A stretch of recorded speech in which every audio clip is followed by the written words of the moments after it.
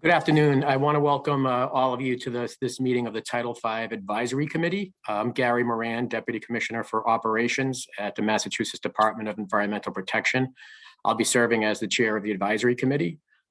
Today's meeting is being held remotely in accordance with the open meeting law, Mass General Laws, Chapter 30A, Sections 18 through 25, as well as Chapter 107 of the Acts of 2022 and Chapter 2 of the Acts of 2023.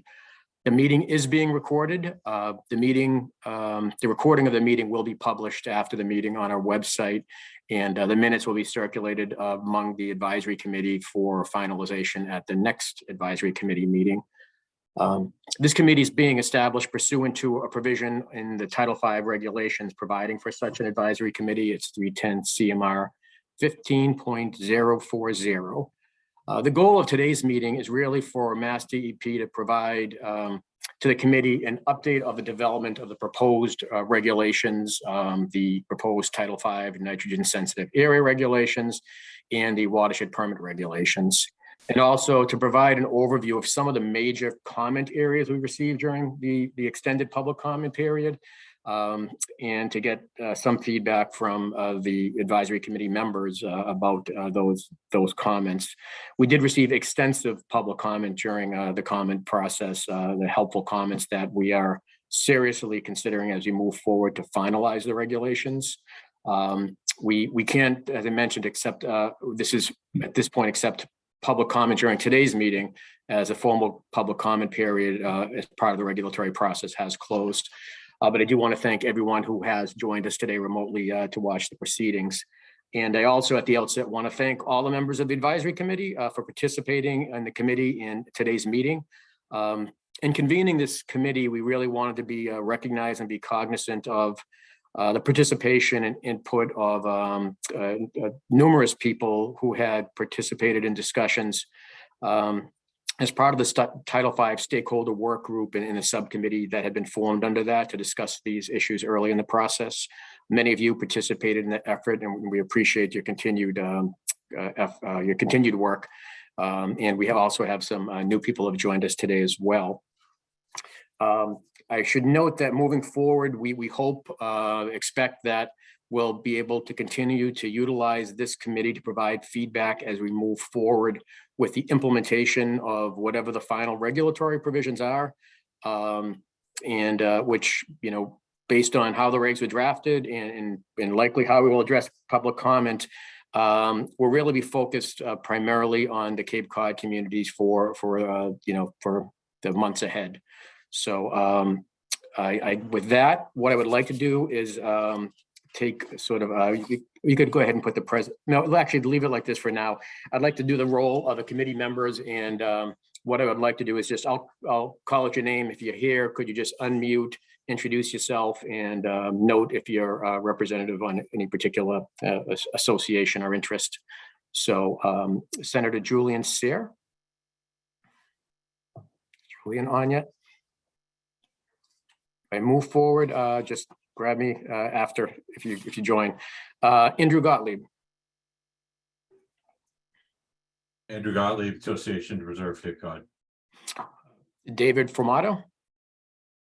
Here, on-site engineering. Great. Carol Ridley.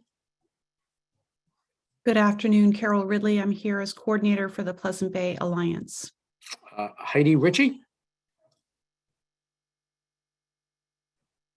Okay, Heidi hasn't joined us yet. She's from Mass Audubon. Jeff Brim. Jeff Brim with Mass Home Builders. Mark Rasmussen. Everyone, Mark Rasmussen, Buzzards Bay Coalition. Paul Yorkis. Paul Yorkis is here from the Massachusetts Association of Realtors. Scott Horsley. Yes, hello, Scott Horsley. I am working as a consultant to the towns of Tisbury, Wellfleet, and Truro. Great. Anastasia Nicolau. Anastasia Nicolau here with NAIOP, Massachusetts. And Gary, thank you for pronouncing my name correctly. I really appreciate that. I think that was a one-word word of ours. Tim Passakarnis. Yeah, great work, Gary. Good afternoon, everyone. Tim Passakarnis, Cape Cod Commission. Thank you. Paul Niedzwicki, Paul Niedzwicki, Cape Cod Chamber of Commerce. George Hoyfelder, George Hoyfelder, Massachusetts Alternative Septic System Test Center. Alyssa Rusecki, Alyssa Rusecki from the Yankee On-Site Wastewater Association. great. Eric Turkington, Eric having trouble with his link, so he'll be joining us shortly, hopefully. great, okay. Dan Ottenheimer, Hi, Dan Ottenheimer, civil engineer in Gloucester, Massachusetts. Ray Dick,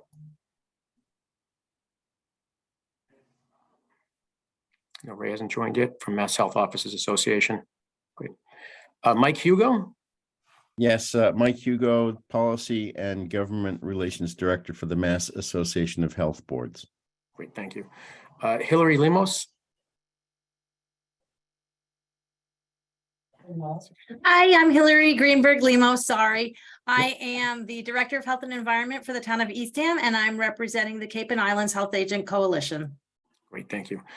Phil Weinberg,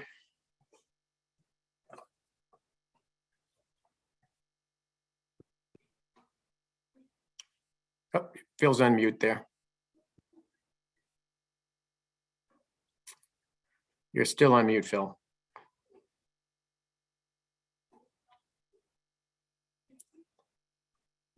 Okay. There you go. All set. Phil Weinberg, Town of Westport Board of Health. Great. Adam Turner, Hey, good afternoon, Adam Turner, Martha's Vineyard Commission. great. And Mark Els. Is Mark here? Okay, Mark Els from the town of Barnstable may be joining as well. I just also wanted to note we have a number of DEP staff attending today's meeting. Kathleen Baskin, who's the Assistant Commissioner for the Bureau of Water Resources. Millie Garcia Serrano is the Regional Director of our Southeast Regional Office. Gerard Martin, the Deputy Regional Director for the Southeast Regional Office for Water Resources. Tim Jones, Legal and Policy Analyst for the Bureau of Water Resources. Leldon Langley, Director of Watershed Management. Deirdre Desmonds from the Office of General Counsel. Mary Beth Chubb, wastewater section. Mary Beth Chubb is head of our wastewater section chief. Andrew Osei, wastewater engineer in the Southeast Regional Office, and Claire Golden, wastewater engineer in the Northeast Regional Office. And I believe Courtney Rainey, who is our Director of Government Affairs and Deputy Chief of Staff. Also Victoria Wu, I believe, who is helping us run today's meeting on the Zoom platform. So I think if you could pull up the presentation, Victoria.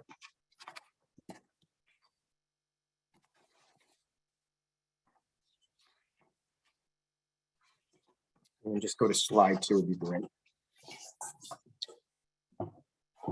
This is just the agenda for today's meeting. I should note if a committee member wants to make a comment or ask a question, just use the raise hand function. If you can't figure that out, you could just call out, but it would be helpful if you could just use that. But it might be helpful, if possible, if you could hold questions during the I'm going to provide an overview of the draft regulations and then maybe wait till the discussion we get into the major comment area. But if there's something you do need addressed, again, use that function and somebody should be able to note it for me. So we will be giving some background on the issue generally and the proposed draft regulations, and then get into the discussion of some of the major comments received, including the geographic area covered by the regulations, time allotted for Title V upgrades, and some of the watershed permit provisions, issues related to streamlining the watershed permit process, and just some issues related to specifics of the Title V system upgrade requirements, and then we'll get into the next steps. So if you go to the next slide. I mean, at this point, I know most of you are pretty familiar with the longstanding water quality issues we're trying to resolve and the development of the draft regulations to address these issues, but I know not everyone necessarily deals with this every day, so I did want to provide an overview. As you know, nitrogen contamination is one of the most significant environmental challenges facing many of the communities on Cape Cod, the islands, and in southeastern Massachusetts. Excessive nitrogen pollution leaches into the groundwater, flows into underground, it is discharged to the surface water, causing eutrophication, prompting accelerated growth of nuisance plants, weeds, algae, using up much of the oxygen in the water, basically forcing out finfish, shellfish, indigenous plant species, and causing the water to not meet water quality standards. And while nitrogen comes from a variety of sources, often septic systems is a primary source, the overwhelming source, and for some of the watersheds, coastal watersheds we're dealing with. And it's not just an environmental problem. It ultimately is a potential economic problem because of the decline in fishing, shell fishing, recreational opportunities, tourism, even real estate values. And if left unaddressed, the problem just will continue to grow worse. I should note that MassDEP really has been working with Southeastern Massachusetts, Cape and Island communities for a long time to understand and assess the problem. It started with the Massachusetts Estuaries Project, where we tried to provide the underlying scientific basis to help communities understand the problem and develop solutions. These Mass Estuary Project MEP studies were used in some cases to form, they form the basis for establishing total maximum daily loads, which are EPA approved calculations of the maximum amount of a pollutant that is allowed to enter a water body so that the water body can continue to meet water quality standards. Over the years, we've really tried to prioritize our efforts working with the communities to develop and implement comprehensive targeted wastewater management plans. That'll be the most effective and efficient way to address the water quality challenges. And while there has been progress, range of progress across the impacted communities, at times it's been inconsistent and unpredictable, in some areas just lacking. And ultimately, MassDEP has a responsibility to ensure that actions are taken in a timely way to address the ongoing nitrogen contamination and ensure these really important water resources meet water quality standards. So we established this regulatory approach, two complementary regulatory changes to meet this responsibility. First was that the primary source of the nitrogen contamination for a lot of these watersheds is septic systems, and our authority to regulate septic systems is under the Title V regulations. So we proposed to revive Title V to establish new nitrogen-sensitive areas for watersheds that drain into estuaries that have been impacted or impaired by the nitrogen. At the same time, we proposed a second regulatory revision to formally establish the watershed permit. These are 20-year permits, long-term permits that are based on trying to allow communities to implement long-term comprehensive wastewater management plans to achieve water quality goals and give the communities the opportunity to design solutions that work for them, an opportunity to utilize a range of approaches. The next slide. So once a watershed is designated as one of these new NSAs, it effectively requires reductions in the nitrogen load to the impaired estuaries. But it's important to note we established two pathways to achieve the reductions. As proposed, one is potential, the proposed regulations revising Title V that would require, unless towns took advantage of an alternative approach, it would require that within 5 years of the effective date of the designation, the new systems would have to include new septic systems, and existing systems would have to be upgraded to include enhanced nitrogen treatment systems that demonstrate the lowest nitrogen levels in their effluent. However, importantly, if communities moved forward and take advantage of the new watershed permit program, the new Title V requirements would not kick in. It wouldn't be required for the area that is covered by the watershed permit. This is clearly the preferred approach, and it's certainly what we heard is a preferred approach through all the public comments that were received. Can do the next slide, please. I don't have to get into all the details on this slide. I think what is important to note here is that in proposing the Title V revisions, we really based the proposal on provisions already included in Title V, the way Title V is structured now, related to the impacts of nitrogen. First, there are already these NSAs that have enhanced requirements for septic systems that are targeted to addressing drinking water supplies. And there's also within Title V provisions that specifically provide for designation of coastal embayments and other areas as nitrogen sensitive areas if they're demonstrated to be nitrogen sensitive. The way it's currently drafted, that requires going through adoption of parallel regulatory processes to establish that new nitrogen sensitive area. Next slide, please. So the Title V regulatory revisions as proposed, the ones we have put out for public comment, they basically provided two pathways for becoming designated as one of these new NSAs. First, there are watersheds that would be effectively designated upon promulgation of the regulations. These are watersheds that are subject to the Cape Cod 208 plan and that have approved nitrogen total maximum daily loads, the TMDLs. All communities on the Cape are subject to that 208 plan that was approved in 2015.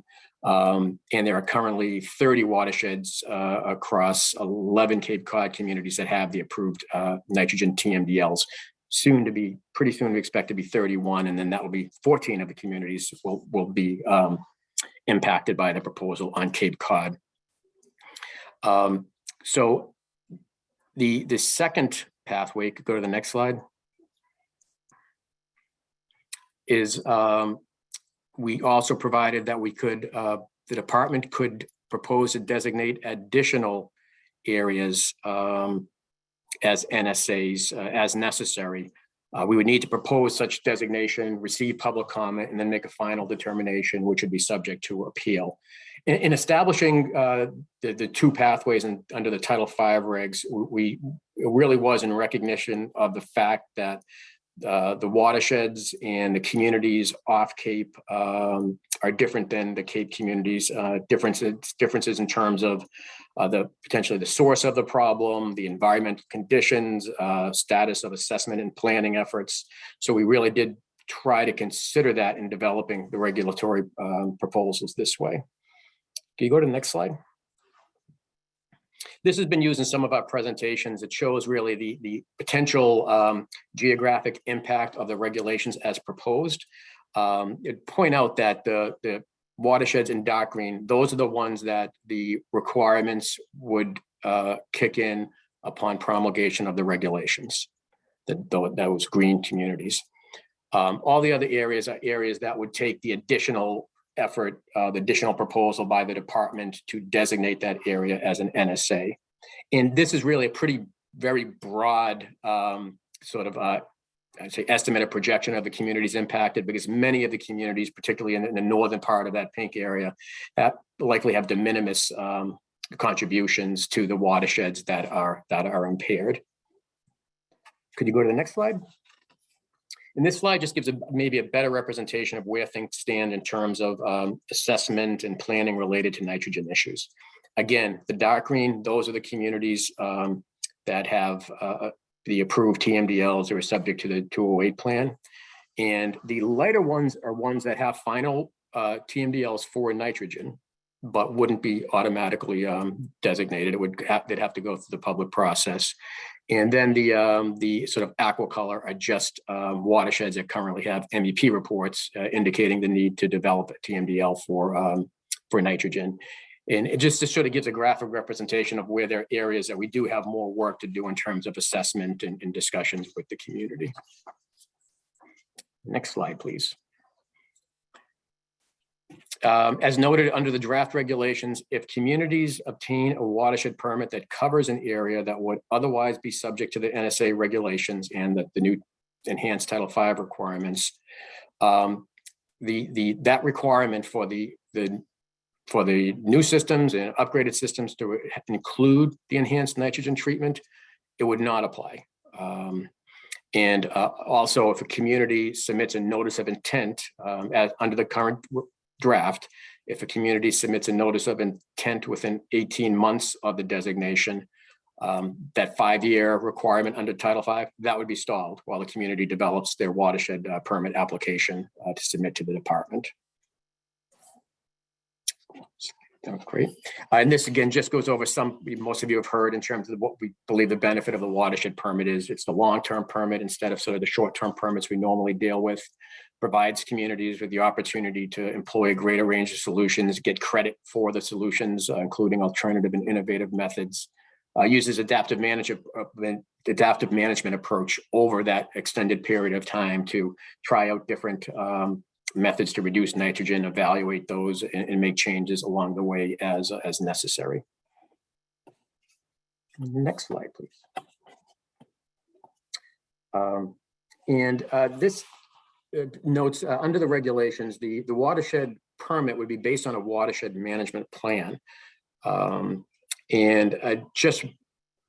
The plan is ultimately a long-term plan to achieve the necessary load reductions to basically achieve water quality standards. And just want to note a couple of the requirements there that would be incorporated into the watershed permit that as proposed would be that the plan has to show that within the 20 years of the first permit, the full nitrogen load reduction necessary would be met, or MassDEP would determine that reasonable progress was being made, which in the regulation could basically mean we has a performance standard 75% of the overall required load within the first 20 years, or an alternative schedule for load reductions if we determine is appropriate based on watershed specific issues. Go to the next slide. So this just gives us some background on the outreach efforts on just sort of rolling out the framework and the public outreach and comment on the regs to date. We first announced the elements of this approach in June of 2022, contacted all the communities potentially impacted, held a number of legislative briefings, 45 public meetings, one-on-one meetings with local officials, and engagement with a range of stakeholders. The next slide. And then subsequently proceeded to the draft regulations, which were issued in November for public comment. Based on significant public comment, we extended that deadline until end of January of 2023, and continued to hold public information sessions. We held 5 public hearings during the reg process, did legislative briefings and office hours for legislative and municipal officials. And again, we received more than 900 comments. We received a lot of really helpful substantive comments from the communities, and we're in the process of trying to address the comments that we need to as we finalize the regulations. Good, next slide. So today we did want to go over some of the major public comments received. And I mean, we received comments in a lot of areas. There were a lot of very specific comments on some of the requirements of the watershed permit, some technical issues, and we're working to address all of those, but we did just want to highlight some of the major comment areas today. They're listed here, the geographic areas I mentioned before, timing of the requirements, flexibility and streamlining of the watershed permit process, and then some specific requirements related to the Title V system upgrades. So if you could go to the first one is the geographic area covered by the regulation. We received many comments from individuals, municipalities, particularly from the South Coast area, expressing concerns such as they have not had sufficient time to engage locally and with state officials relative to wastewater planning to address their particular sources of nitrogen, which might have variation from what we see in Cape Cod. You know, as I noted, the draft regulations were we tried to shape them to address these differences by not automatically designating off-Cape communities as nitrogen sensitive areas upon the promulgation of the regs. And in fact, I think we agree with many of the comments regarding the differences between the watersheds, some of the watersheds off Cape and some of the watersheds on. There are some very similar to the Cape watersheds, but there are a lot of others that have different sources, different, as I mentioned, environmental conditions. In addition to that, I should note that the designation process as proposed, the designation of the new NSAs, is not necessarily a tool that we would plan to utilize to address issues in each coastal watershed. This particular tool may not be appropriate considering the source of the nitrogen problems or more watershed specific things such as availability of treatment, for instance, or the progress of the community in addressing the issues. So we did try really to move forward to address the areas we think are prepared, Cape Cod, while providing for an alternative pathway to designate other areas as necessary in the future. But we're very seriously considering the extent of the comment and concern on this particular issue from both the public and municipal officials. At a minimum, it has reinforced the need for additional communication and work we need to do with some of these communities prior to getting into serious discussions about the potential for the NSA designations. One of the most direct ways to deal with this that we are considering is focusing the effectiveness of the current regulations and requirements on the areas that we have identified as being ready for and really necessitating the NSA designation. And that would be those areas that would have gone into effect automatically, the watersheds on the Cape that are subject to the 208 plan and have TMDLs. And I should just note, regardless of the final shape of the regulations in those requirements, we plan to continue working with all the communities that have impacted estuaries to move them along, both in the assessment of the problem, development of the solutions, and ultimately implementation of those in a timely way. With that long introduction, I'll take a break and see if we have, if anybody has any comments or would like to ask any questions on that.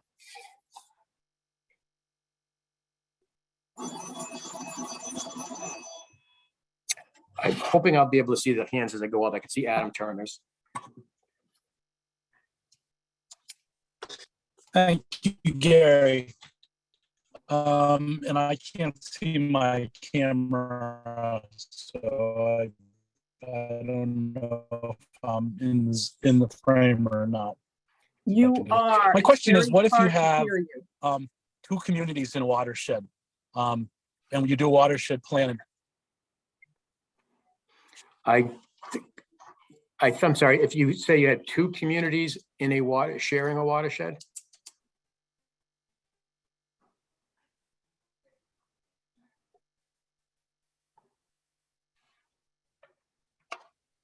I'm sorry. Adam, can you repeat your question, please? It was hard to hear the first time. Yeah, two communities in a watershed, and you do a watershed plan. Do both communities have to sign off on the watershed plan? If several like. Yeah, I think I can answer that. We have several communities that share watersheds.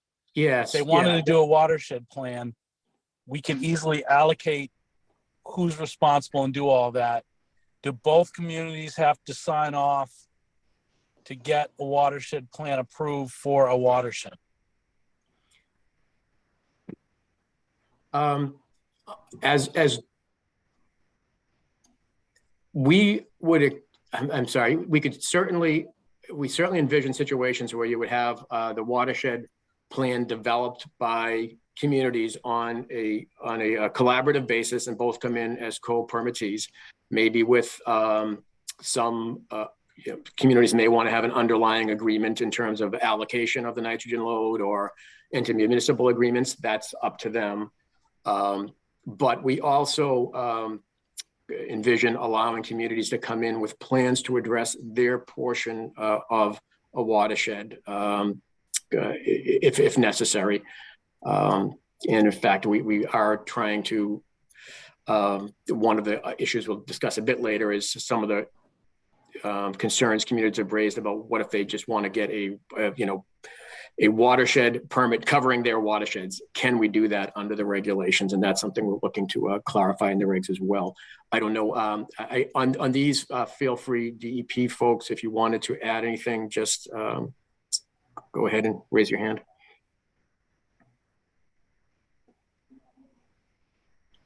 Not seeing any. Great. Great. All right, Paul.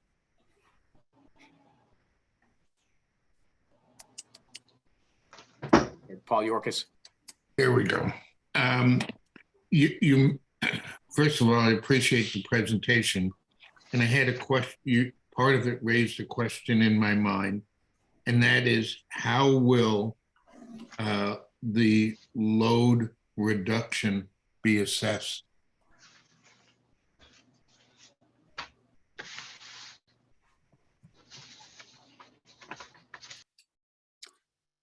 I'm sorry, the load reduction as far as determining what the load reduction will be?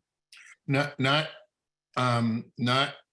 when a community puts a plan together and that plan is accepted and approved. What is the process for assessing the actual load reduction? And I'm sorry, Paul, are you speaking about like in a shared water situation, or just a community comes in, they have a plan? Yeah, the ultimate, what the required load reduction will be has been determined by at least the initial load reduction has been determined by in the TMDL through the Mass Estuaries Project. They've identified what the required load reduction would be. That's been incorporated in a TMDL. Now, there may have been changes since that was first done, and we will need to consider that information as towns do come in with their plans and their permits if there have been changes since that time. But perhaps I'm not expressing my question correctly. I apologize, Gary. Okay. How and who will be responsible for assessing the progress in load reduction? Well, assessing the progress, the watershed permit will have requirements for monitoring whatever strategies are being implemented. When the permit is issued, when the plan is developed and permit is issued, the community will propose what the load reductions will be associated with the different strategies. We'll review that. They'll have to be based on credible information, but then the communities will be monitoring and reporting back on the performance of whatever strategy they're implementing. And we'll evaluate that with the required monitoring reports. If a strategy isn't performing as expected or is overperforming, then that could, lead to some changes in what measures are being implemented. But the communities will be measuring, reporting to the department, and we'll evaluate that. Thank you. Okay. Scott? Yeah, Gary, along the lines of Paul's question, which I think is a good one, the Cape Cod Commission is referenced heavily here in the 208 plan. There is a document that goes with that referred to as the technology matrix, which was developed, I think, specifically to look at how to assess nitrogen reductions for the various technologies, including many of the alternative technologies. I guess along with Paul's question, would that document be something that DEP would use to track and essentially provide credits, if you will, for reduction by following the methodologies laid out in the technology matrix? Yeah, I might ask someone, perhaps Andrew to weigh in, Andrew Osei, or anyone who wants to weigh in on this. I think as we've looked at some of this, whether through pilots or discussions with communities, we have looked at the matrix, but in many instances, we might be looking for more information, and at this point now, even updated information on the performance of the technologies. So it would be required, and the matrix was based on whatever some of the latest information available on the performance of the different approaches. And we'll be looking for basically the same information. What is the latest information demonstrating the effectiveness of any given approach? For something like, PRBs, I would assume at this point, there's been, a lot of information developed since the time of the Cape 208 plan that we would want to consider in looking at, what the performance might be. I don't know if, again, DEP, if anyone has anything to add. Tim? Tim Jones, sorry.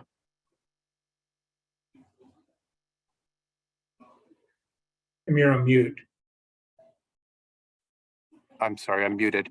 Sorry, I'm muted. The matrix is one thing that would be relied upon as a piece of information, but obviously, as you mentioned too, as different measures are implemented, we would be possibly looking to additional, more updated information. And Andrew might want to weigh in on this as well. Andrew?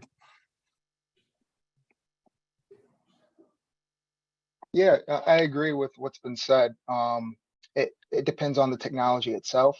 It could be definitely used for preliminary planning, but depending on the technology, more refinement might be available closer to the application time. So it could be part of the process, but a bit more would be used. And then credit was mentioned, and then within the permitting framework, actual data would be needed to justify whatever credit that permittee is requesting for that technology. Thanks, Andrew. It's always gratifying when the people who actually do the work, don't say, no, you got it completely wrong. So I'm sorry, Phil, you had your hand up, Phil Weinberg.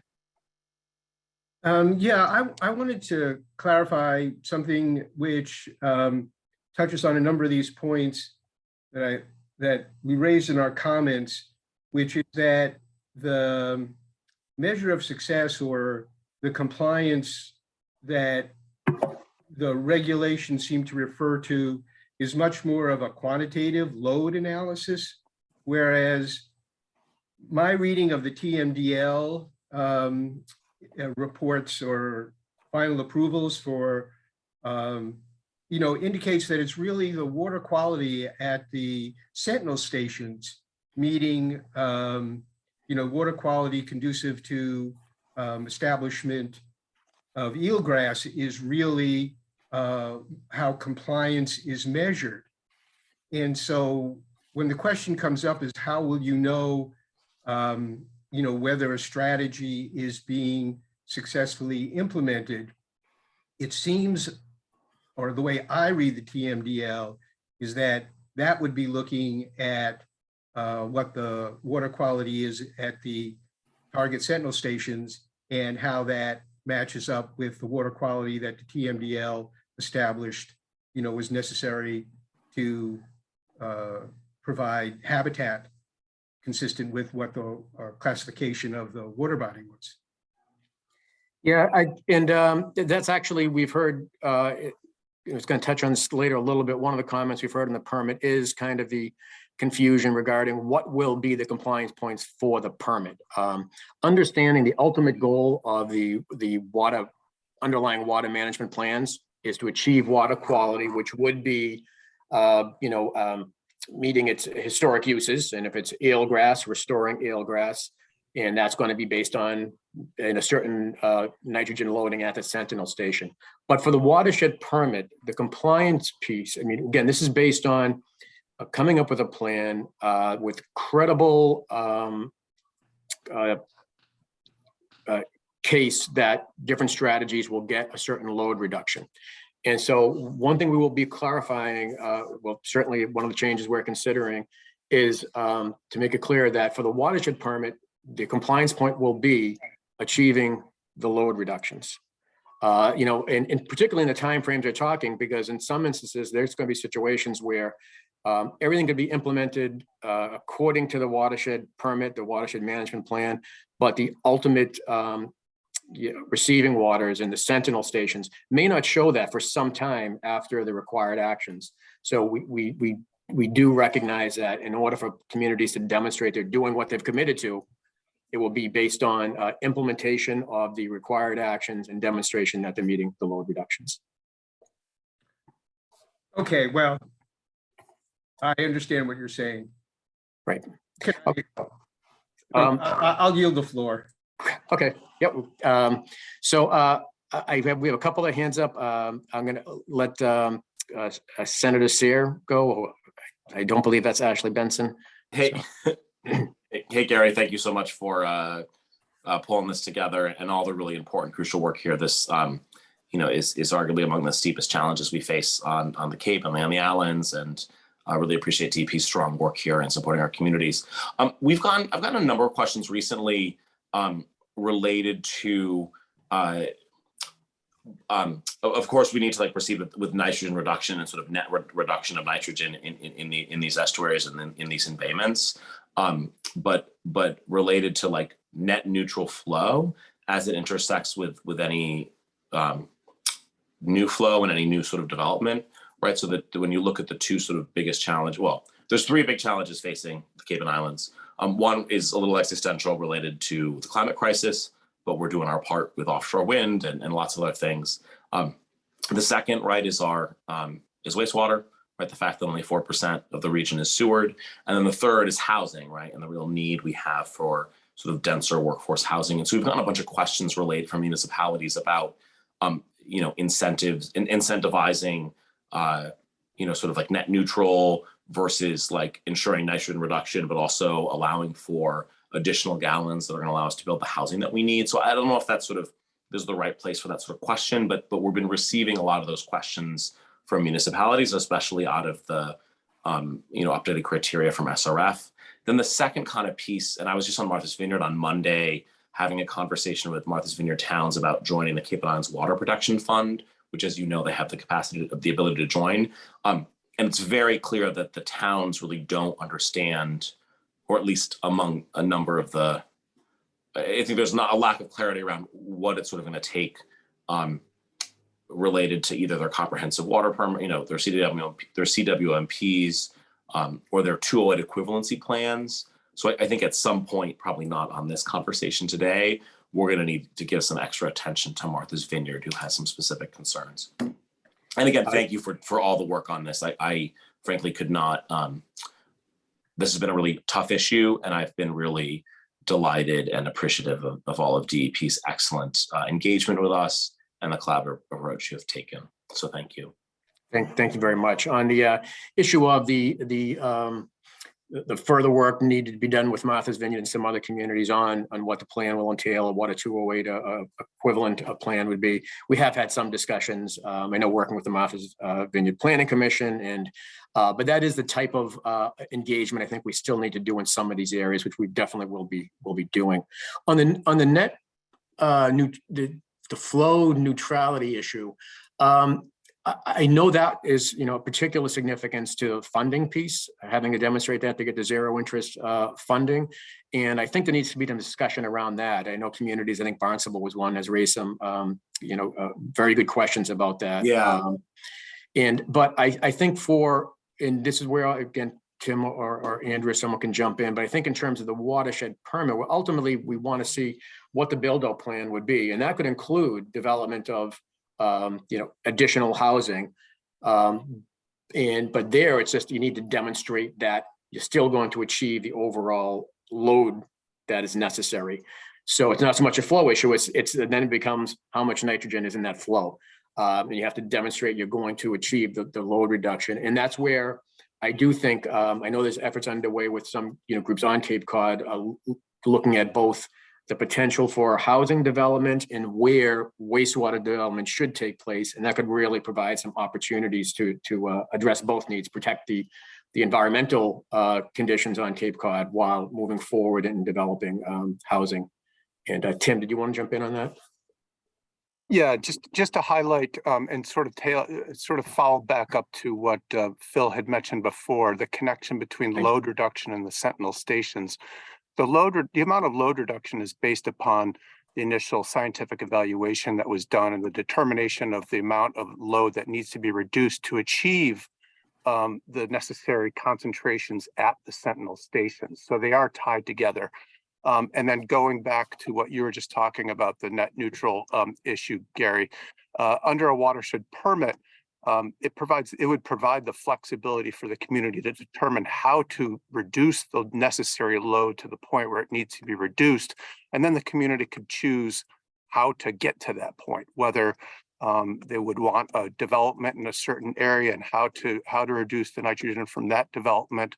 Other factors, can be taken in depending upon the complexity of the watershed and depending upon the complexity of the build out that the community is anticipating. I hope that helps to clarify the answer to the question. And we have, I know we have a number of hands up. I'm going to continue to go through, take the hands, go through these, because part of it was we went through the broad introduction covering a lot of the elements of the proposed reg. But at some point I do want to just sort of see if we can also just focus on some of these comment areas, if there are additional comment on those as we go through. But Paul, I know you've had your hand up for a little while there. So Paul Yorkis. Thank you. My question is, and after the adoption of Reg's question, and is there any plan in place or any consideration being given to looking at what I'll call the best management practices and sharing them among the impacted communities, so that a community may decide that, well, we're doing X, but it appears in another community, they're using a slightly different technology and they're achieving a greater result. I was just wondering if there's any plan in place to share results so that communities can benefit from the experiences of other communities. Yeah, I mean, ultimately, all the results, the monitoring results, the results of these pilots will be made, will be public, but we certainly will share, and the department will share experiences from other communities. I know there are other groups represented who would be doing the same, whether it's the Cape Cod Commission, Barnstable County Health would also be working towards, as they are with the Title V systems now, sharing information on whatever the successful approaches may be. But we'll make sure and do that beyond the Cape is what we need to do as we have discussions with the off-Cape communities, share those results and information as well. Thank you. Thanks. I think David Bromato.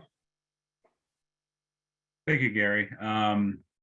Just to kind of bring it back to the actual NSA regulations themselves. In the event that a community decides to move forward with individual systems using best available technology as opposed to a watershed management permit, from a compliance perspective, how does that really tie into this? Because obviously, if you're using best available technology and the systems don't necessarily perform as advertised, it'd be a real burden to put back on the homeowner to either upgrade or obviously if they did what they were supposed to do and they use that technology, the performance is kind of going to be the performance. And then also, if that performance ends up falling short relative to community-wide water quality goals, is that going to be something that's revisited by the department, or is it essentially the regulations are written so that if you do X, you are automatically in compliance, independent of the results? Because I think that's something that's probably pretty important to get out there and for people to understand when they're trying to make decisions on how to approach this. Right. I'm sorry, on the Title V regulations, yes, the requirement would be that they have to put in the best available nitrogen reducing technology, but that would be the one-time requirement. They have to operate and maintain the system appropriately, but it wouldn't be that we'd be going back and revisiting necessarily with homeowners after they made that investment. You note the performance. That's one of the reasons, and I know there are a lot of concerns about the Title V review process and the speed of it is, but one of the things we try to do is make sure we have sufficient information on the performance of a system in these conditions, that if we're going to require homeowners to use this technology, that we have some confidence it's going to perform as anticipated. As far as the ultimate reaching of the water quality goals for the say it's an impaired watershed, if the community moves forward with Title V, it doesn't address those goals. It's not, to be frank, it's not clear what may happen down the future. Again, under the Title V regs, we're not saying we're going back to those homeowners, but we don't know what actions will be taken at this point by the department or any other level of government or outside parties to compel additional actions. Thank you. One follow-up to that, just kind of like a two-parter, sorry. One of the things that we're working on in Wellfleet is kind of a hybrid approach, and Whereas, it's going to be a section of town is being tied into a municipal groundwater discharge level permitting wastewater treatment facility, but then obviously other sections of town are going to remain septic. Is that something that would require a watershed permit? Or is that something that can kind of be a hybrid approach where, maybe it's some combination of Title V systems and then some combination of groundwater discharge, but demonstrating that you do meet the TMDL limits going through that exercise? Does that require the whole watershed permitting process? Yeah, I mean, I would say yes, and that's what we envision for the watershed permit process, that if a town develops a plan where they're using a range of approaches that will achieve, the water quality goals, or that's what they've planned for, then we would want to see that under a watershed permit. But that is exactly the type of scenario, we envision people coming in and getting watershed permits for, particularly if they're using something they otherwise might not get credit for, fertilizer reduction or something. If we can incorporate it under watershed permit, that will, we think that would be helpful to the community. Okay, thank you very much. Go to George Hoyfelder. Yes, thank you. I just want to follow up with Dave's comments, because I think as an advisory committee, that looking at why we're here is to make some recommendations. Focusing in on the best available reducing technology, I think it would be helpful if there was a section in the regulation, much like the committee, the formation of this committee is in the regulation, some hint of the process which will determine the best available technology. Because that uncertainty of what's going to be the best, how will we know it? What book do we go to? What number do we go to? What website do we go to? That's throwing a lot of angst into both regulators, local people, as well as individuals. So if it could be defined a little bit better in the regulation, how that technology will be defined. You've done a great job in determining at this point when the regulation is passed, and at the time the best technology is determined. If there's something better later on, we're not going to go back. I like the way that's written into the regulation, but would be very good to put in the regulation at this point is how that best number will be determined.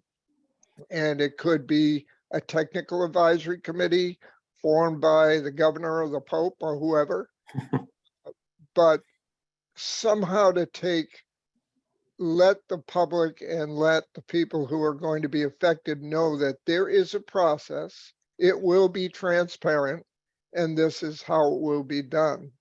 Because I know as communities go forward and each one looks at how those performances are going in their own community, they're going to say, okay, give me the lowest averages to the highest averages. It's not always the best way. Right. And I know there's folks on this phone call who know you're not just going to do that, because data will be cherry picked, it will be qualified or not qualified, and decisions will be made on good or bad data. And that's not a good thing. So if you could incorporate, my recommendation will be, if you could incorporate within the regulation some hint, if not direction, on how that process will occur, and give them hope that there will be one spot that they can go to at that point of time where they need it, where the best technology will be identified. Right. Yeah. I mean, as far as the process for identifying what the best technology will be, I mean, the current process is through, the current IA demonstration program. But as far as the communication of that, that is something, we certainly want to make sure it's very clear to people at the time. But you raise an interesting question about, we've received a number of comments on the definition of the best available nitrogen reducing technology. And currently it's basically defined as the best performing system with general approval, or if somebody chooses those in piloting or provisional that meet the same level as that. We are looking at that definition to see if there is some way to address a number of the concerns that were associated with that. Such, I mean, that by choosing one technology, we're limiting the options for consumers. You could create a monopoly of one technology, result in some type of price gouging. So we were looking at whether there's some range that should be considered when we're talking about the best available technology, or even if there's a level that if a technology achieves under a certain level, they're all considered best available nitrogen reducing technology. So we're definitely taking a close look at that issue. And one of the things, I'm not sure, we definitely consider it, whether we include in regulation or even just as we issue the regulations, developing something along the lines you talked about, getting additional technical input on those issues. Because one of the other things we're considering is if we only have one technology available and it's the best performing, and it's still not below a number that we think all the technologies should perform, what if there are limitations in terms of supply and a community really does move forward and use this Title V approach? At that point, can we also provide ourselves some flexibility to designate other technologies because of those limitations as best available? So I think having input from a defined group could be helpful. It's something we'll definitely give consideration of. We've already talked about that. We're going to commit to an ongoing evaluation of the performance of the technologies and availability and other issues associated with it to make sure that the implementation of the Title V provisions would be feasible. But we'll definitely consider that as we finalize this. And Tim, did you have something you wanted to add? Yeah, I just wanted to get a little clarification from George on his concern. Is the concern, George, that for example, a certain technology has been approved for general use, but then once implemented, it's not performing at the performance value where it should be performing? Is that the concern? That's what I'm trying to narrow down here. Yeah, it's in part that because we know that, for instance, there are a number of general use approval systems in the market right now that were under the present regulation, and they purportedly make a certain standard. And when we examine some of the data from the field, we see that performance isn't up to what it was in order to gain the approval. So part of it is that, and the other part, though, is a real sort of third-party look at the data itself to show whether those players that are out there should still be in the field or not, or if they do remain in the field, how should they be ranked in a very open and transparent manner, that even when their lawyers start showing up at your door, and I know they will, that you can say, no, here's the way they were doing. Here's the data that we used. The data are what the data are, and people will make a choice based on, and the regulators will make a choice based on that transparent process that brought that sort of number, if you want to call it a number or a range of numbers, to the light. Thank you for the clarification, George. Very, very helpful. We received a number of comments on that. So very, very helpful. Thank you. And we have, I think, Mike Hugo. Thank you. And my timing, George, your timing couldn't have been better. I was kind of wondering when I was going to chime in, but this is my spot. In the history of Massachusetts jurisprudence, there has never been a single health regulation that has been overturned by the courts except one. And that one health regulation comes from Marblehead, and it was a health regulation based on a DEP proceeding involving sound. And the case was called Glass versus Town of Marblehead. And in the Glass case, cute play on words.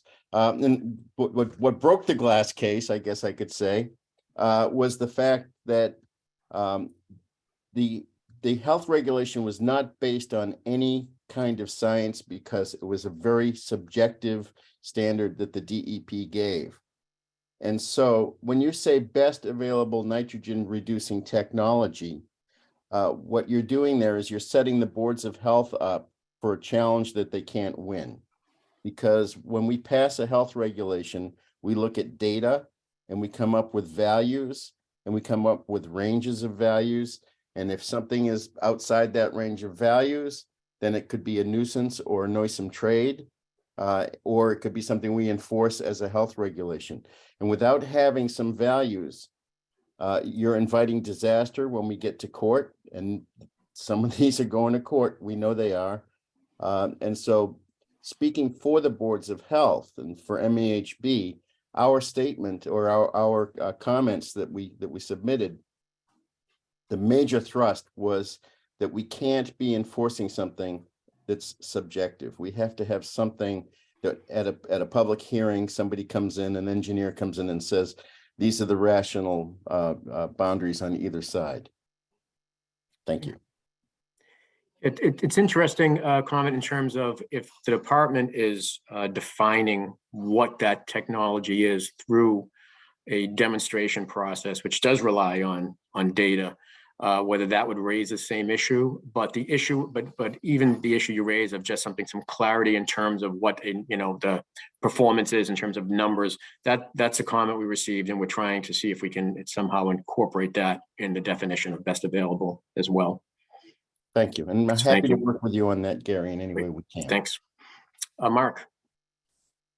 Hey, Gary, thanks. I know you want to probably get on with the presentation, but I wanted to come back to a question Adam asked about multiple town watersheds.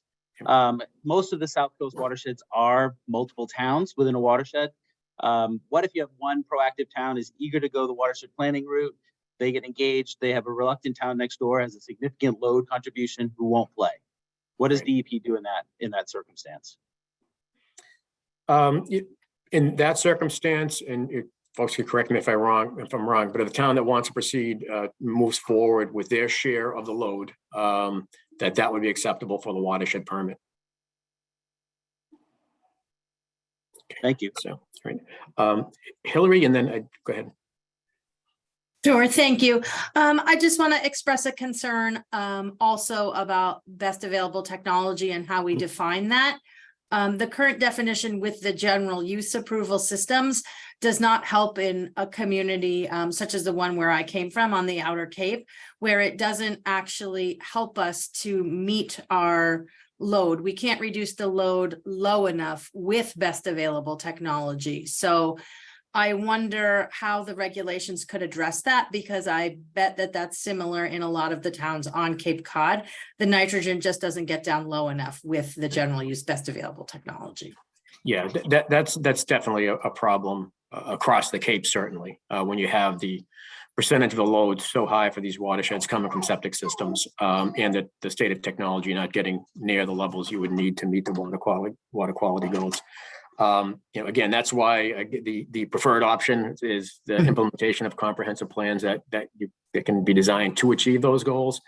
But and that's why for years, say decades, we've held off on moving forward with changes in the Title V regs to address this. But ultimately, we have to ensure that the Title V regulations are as protective as they can be of environmental issues as well as the public health.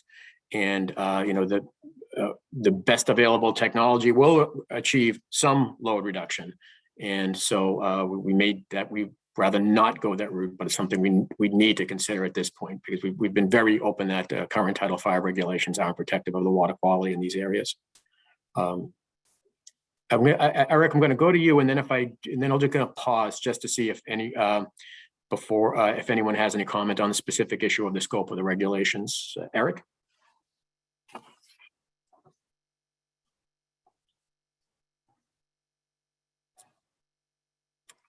I'm sorry, Eric, you are still on mute, I think.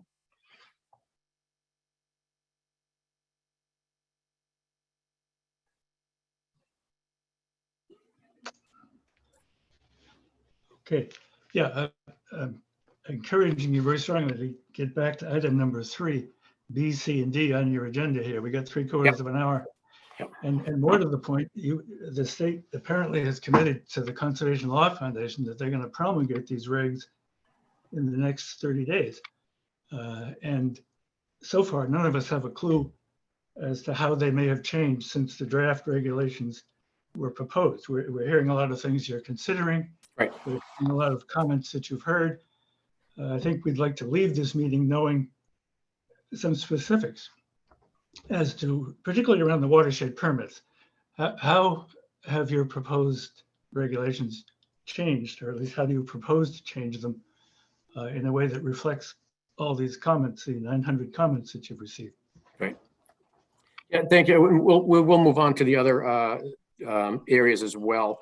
I mean, we're still in the process of finalizing the regulations, which takes discussions internally. So it's hard to say definitively of what changes will be made at this point of time without getting final sign off.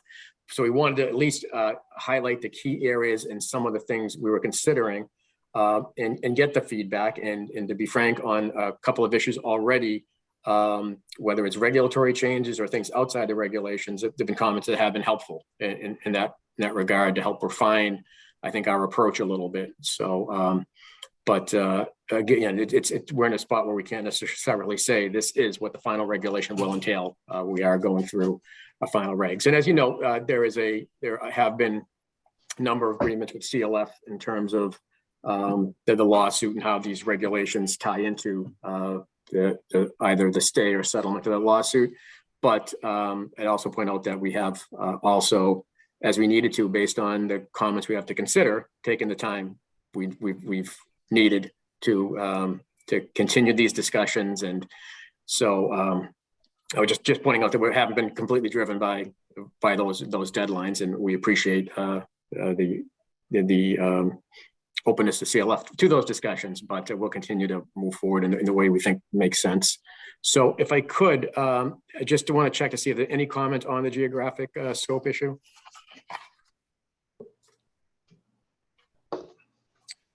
Great. So nothing, we'll move on. Could, if you want to put the presentation up, we could get into some of the, might be helpful to see, probably around slide 18 or so.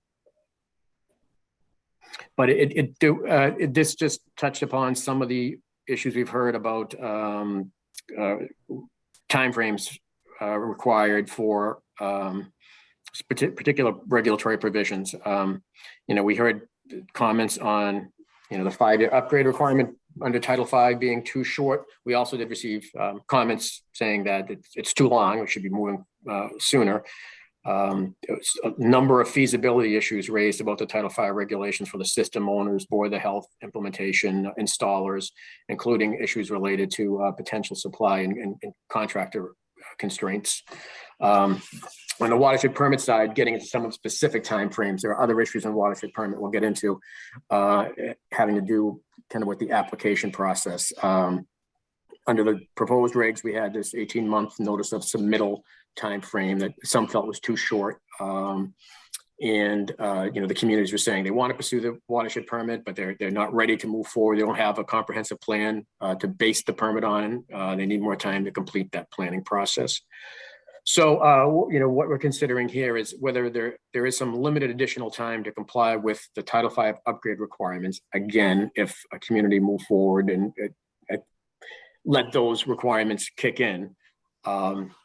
One approach we are considering is whether there's to allow some additional time for the notice of intent to be filed, and not having the time frame for the Title V upgrade requirements kick in until that notice of intent period has expired. Right now, they run concurrently under the regulations. So the 5 years kick in, the 18 months starts at the same time, and you're effectively eating into the homeowner's time. They're 5 years until the community determines if they are going to move forward with the notice of intent. So we are looking to potentially have any required upgrade timeframe kick in after the notice of intent, and whether we want to extend that notice of intent timeframe a little bit. I should point out that once a notice of intent is filed, then there will be additional time for the community to finalize their plan, finalize their watershed permit before the Title V requirements would kick in again. They're basically paused at that point. And then on just the feasibility issues, another section we are considering is providing the department with some type of ability to extend those timeframes based upon demonstrated feasibility issues, such as the insufficient supply of equipment, materials, or labor. So just on those ones, I don't know if anyone had any comment they would like to make.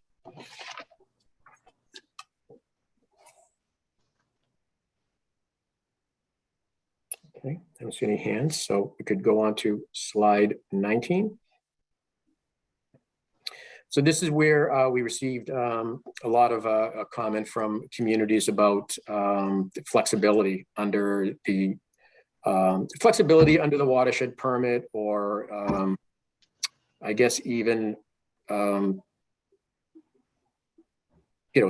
just specific concerns with some of the requirements. One of them is just communities were concerned that they have an existing comprehensive targeted wastewater management plan that effectively meets most of the requirements of what we're looking for. They didn't want to have to go back and just redo a whole planning process just for the sake of getting something called a watershed management plan in place. I want to make sure they get credit for the work previously done, and to the ability to cover multiple watersheds in one permit, rather than you have your 14 watersheds, not have to come in for 14 watershed permits, but a community could cover it all under one permit. So we're working to clarify the regulation to one, provide streamlined approval from a comprehensive plan or targeted watershed management plan to the watershed permit. Basically, if they're good plans that just need some additional information, having a streamlined application process for that. We're looking at a particular requirement we heard concern about was the governing body or the local government unit having to approve the watershed management plan. The community's concerned if it's already gone through, they have a plan that's already gone through the appropriate approvals. Do they need to go through that process again? So that's something we're looking to see if we may want to remove that. And then also making it clear that communities will have the ability to combine multiple watersheds under one permit. So don't know, had comments on that one?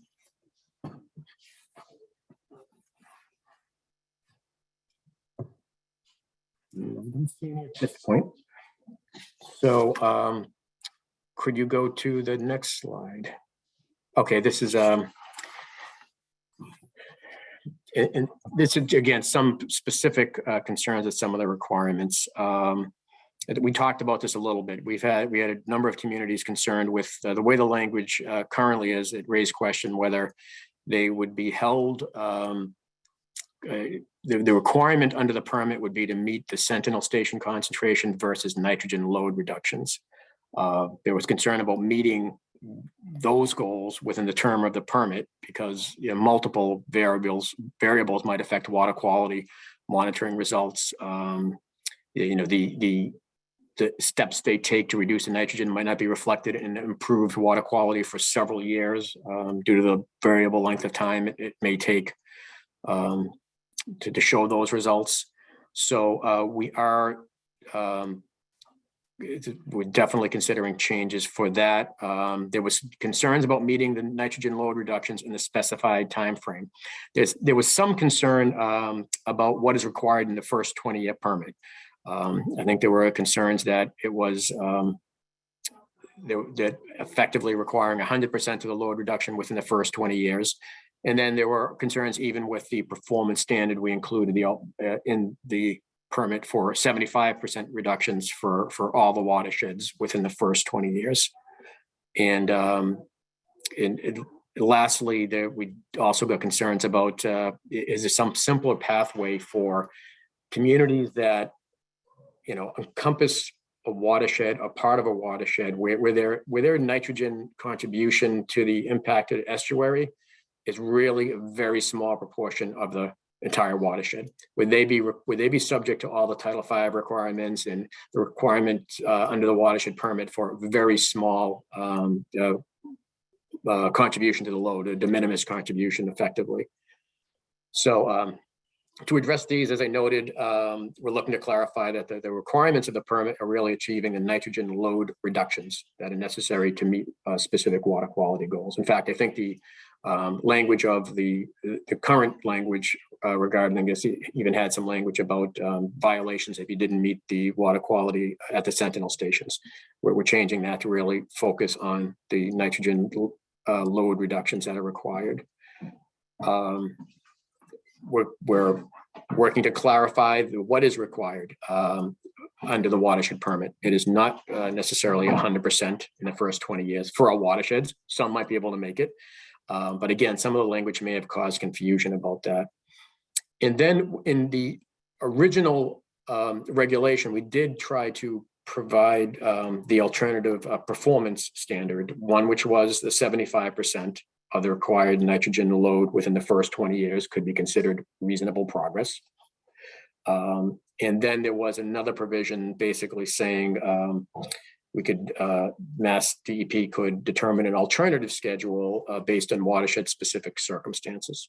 So there's a lack of clarity around that. We've heard from some communities like, what does that mean? Or just not thinking there was a sufficient flexibility to address their individual needs. So for that, we're considering adding language to give greater clarity, provide some examples of what may constitute watershed specific issues. It could be things like the number or complexity of watersheds per proportion of a community's land in watershed. It's the logistical and financial planning for wastewater infrastructure. So we're looking to add some language to give greater clarity to what would be considered if we were to to determine a community's making reasonable progress, even if they don't meet the 75% in all the watersheds. So, for that, I think I'll open this one up to comments as well. I know Phil has his hand up, Phil Weinberg. Yeah, and so I do hear the concerns that you were articulating where the reductions that communities are making in load are not being reflected in at the Sentinel stations. And the reason I raised the issue before is what happens in the opposite situation? What happens as is happening in Westport, which is where we're achieving the compliance level at the Sentinel stations, and if we could, the hypothetical, show a pattern, it's that it's not an aberrant situation and that we've taken steps to address future load. That how does that factor in? Because as you've indicated, most of the source is septic systems. So even though you're not enforcing a 5-year timeline on owners, you're basically going to come back to the same group of people and tell them they need to install nitrogen reducing technology, at least maybe not totally as a total solution. And it's extremely expensive to do that. So what if you are achieving both in the water quality and in the habitat improvements, but you're not achieving this theoretical, well, what if you put a nitrogen reducing system on every septic system in town? I mean, I think that's my concern. Right. No, that's a scenario as far as an issue where, it sounds like in this case, if there haven't been the necessary load reductions, but you are achieving, you're demonstrating at the Sentinel station, you're achieving the nitrogen levels necessary to achieve water quality and seeing it in terms of eelgrass or whatever else. That seems to be an issue of revisiting the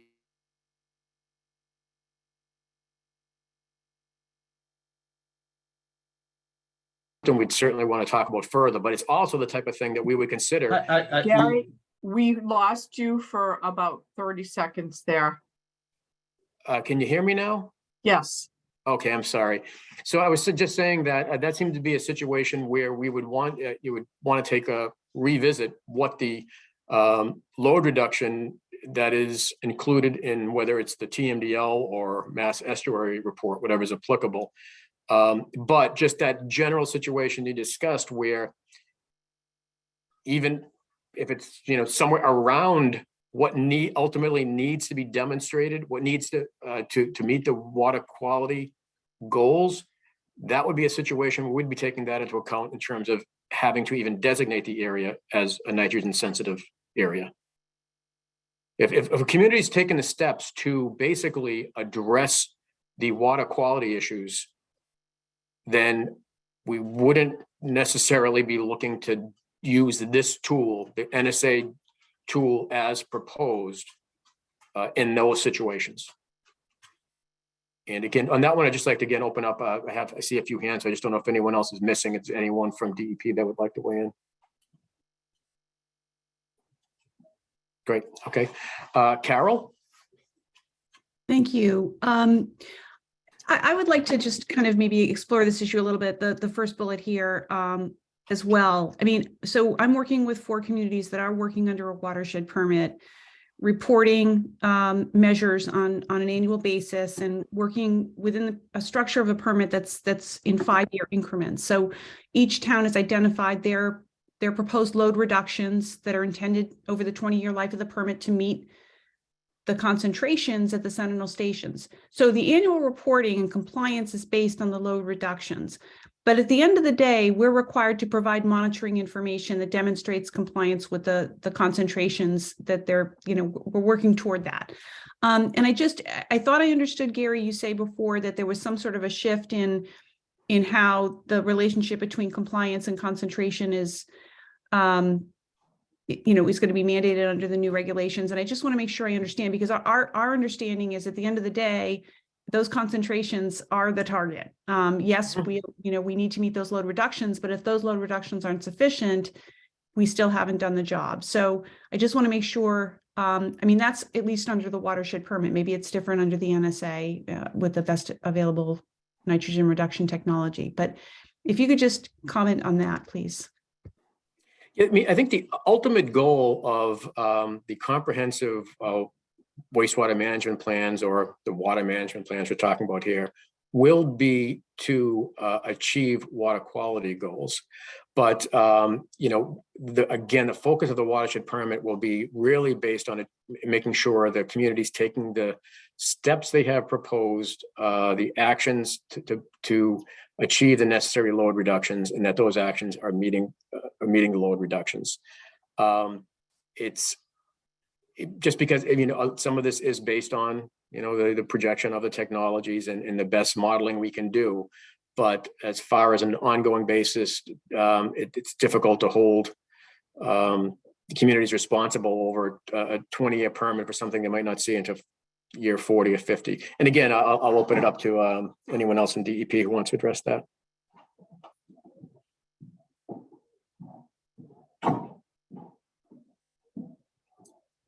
Yeah, no, I agree with that, Gary. It's two conversations. It's compliance with the permit as well as, you know, the ultimate goal. And so what we're focused on here is speaking on compliance with the potential watershed permit.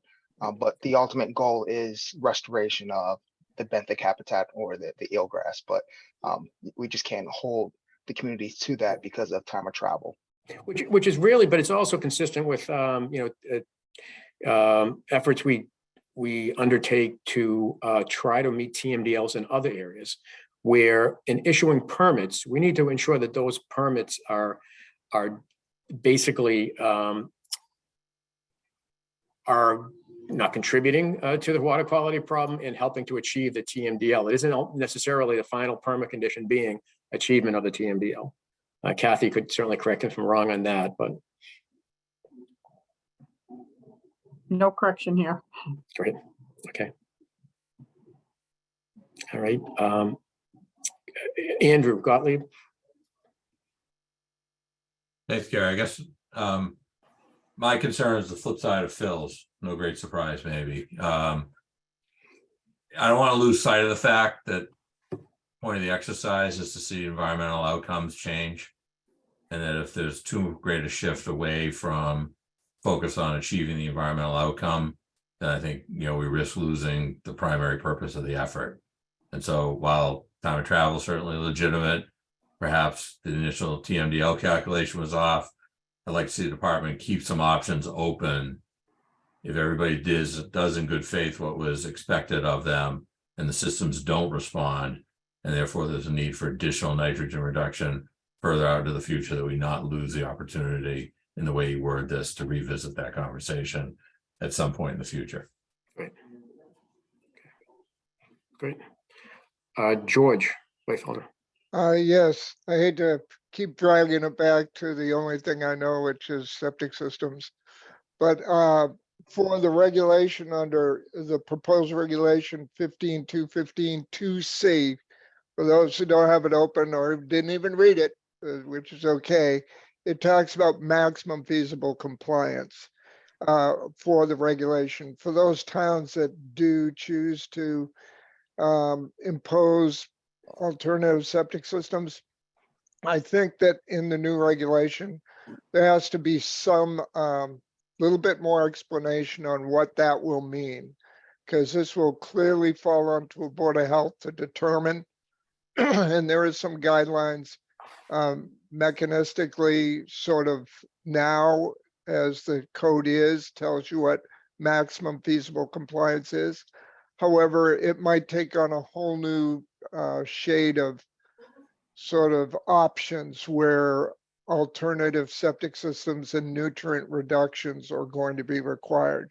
So that particular reference on 15.2.15.2C probably needs just a little bit more beefing up or explanation somewhere else in the regulation for a description of what that will mean, maximum feasible compliance, in context of what we're trying to achieve there, which is the nutrient reduction piece. Basically says, if you can't fit an IE system in there, then you go to maximum feasible compliance. But that really needs some work on sort of description for the boards of health. Thank you. Yeah, thanks, George. I think that it, to some degree, is might be a little bit of a existing situation as well in terms of implementing the maximum feasible compliance provisions under current Title V. But I would definitely look to Mary Beth or perhaps Tim to see if you have any additional comments on that.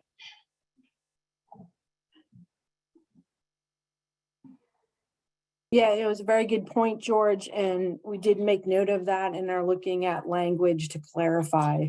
Especially, it's specific to existing systems and the need to accommodate, systems that have perhaps been out there for a good length of time, and the ability of, compliance with the requirement under Title V. Sure. So we are looking into more defined language pertaining to that. Thank you. Thank you. Phil or Andrew, your hands are still up. I didn't know if you had another comment on this. Good, okay. I don't see any other hands up at this moment. If not, then we'll go on to the next. And as mentioned, we just touching on some other comments regarding the requirements associated with the Title V upgrade. Received a fair amount of comment on we should allow existing systems, people who put in systems with enhanced nitrogen removal, to remain in place. The current regulation allowed basically if you had installed it within the year prior to the effective date of the regulations, you didn't have to replace it. A number of people said that it's too short, some saying significantly too short. So that was one where we will be looking to extend how long the time period is, recognizing if somebody's made that investment, number of years prior to the effective date of the regulations. We don't want to necessarily have them be responsible for installing a new system. And then the next one we did speak about a little bit, just the concerns with the definition of best available nitrogen reducing technology. So, you know, as I mentioned, we are looking to some other ways to define that, you know, to maybe define it as a tiered approach of technologies, have some range of values that would be accepted, and then give the department some ability to designate additional technologies if needed to address you know, limitations on a number of systems or other issues. So on this, I see Tim.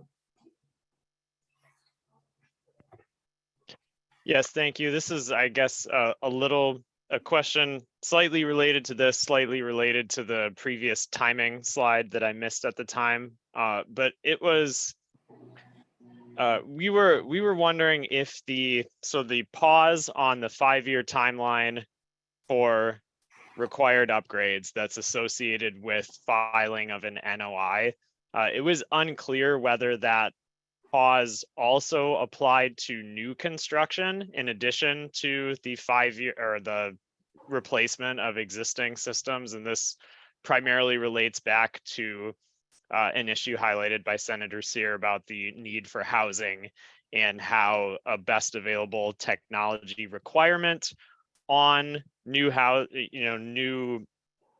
affordable housing in a community where there is a plan in progress but not completed and approved yet, how this can basically not be an undue hurdle to being able to provide some of that additional housing. Yeah, I think as drafted, it would apply to both upgrades and new technologies. And again, the DEP folks correct me if I'm wrong. That's just an interesting, besides that discussion to have about, you know, the housing issue in terms of what is the as we develop new housing on the Cape, what is the most effective treatment to serve that housing, and trying to, you know, again, coordinate the two efforts in terms of, you know, development of significant new housing while ensuring the wastewater is dealt with in a way that's protective of the environment of the Cape. But I see what you're saying. In the meantime, they have projects underway that might be, you know, moving forward in the meantime. So Tim, did you want to add anything? Yeah, Tim, to your question, it would apply to new construction, but the notice of intent would pause that upgrade requirement as well. I think that's your question. But you know, that's another advantage of getting a watershed permit, because you can take those potential increases in load into account in the watershed permit and make adjustments elsewhere in the watershed to accommodate potential load increases for that possible area. So just another point of sale for the watershed permit. Yeah, thanks. That clarifies things perfectly. David? Yeah, thanks, Gary. Regarding the TMDL, I'm sorry, the best available technology kind of conundrum that I think we're struggling with a little bit relative to systems, and certainly I'd probably defer to George on this because I'm sure he'll have some thoughts on it. But it would seem to me that it might be more appropriate for you know, the department to maybe allow towns to kind of back calculate like a system discharge number as opposed to just blanket best available technology. For example, you know, a particular town that you know, has a prescribed limit on the TMDL. Well, if they can, you know, if they look at the amount of septic systems that may or may not be converted, and that turns out to be a 25 milligram per liter, gets them within their number, why can't they just say, all right, in such and such a municipal, you know, geographic area, if you're using a system that, according to George's research and certifications on the general use categories,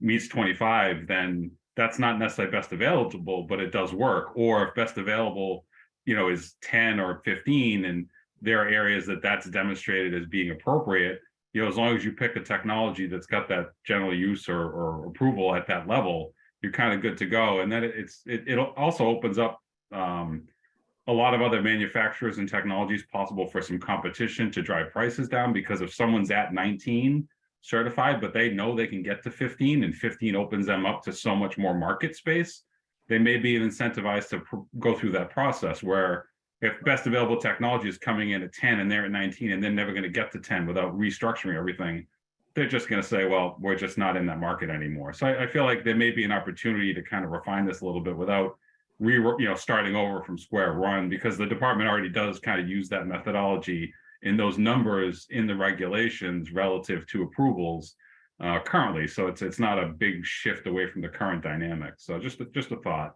Yeah, no, that's helpful in terms that has been, what we've been looking at in terms of, how we can possibly incorporate some type of range or tiers in terms of what's the best available technology. On the issue of, but when you talk about a plan where they may be relying on systems that achieve 25 or 19 in some cases, I mean, that's where if a town had a plan, they could address the water quality problems by just using Title V systems of varying levels. That would be acceptable under watershed permit. And it would give you the ability to do that and not to trigger the need to use best available technology in all systems in that watershed. So we really think that's the opportunity, is to come in with a plan that shows you this area we can, we have the systems that are going to rely on 19, or if 10 comes along in another area, we're going to just go with the conventional systems, provided that it demonstrates it's going to meet the necessary load. That would be approvable under a watershed permit. Tim?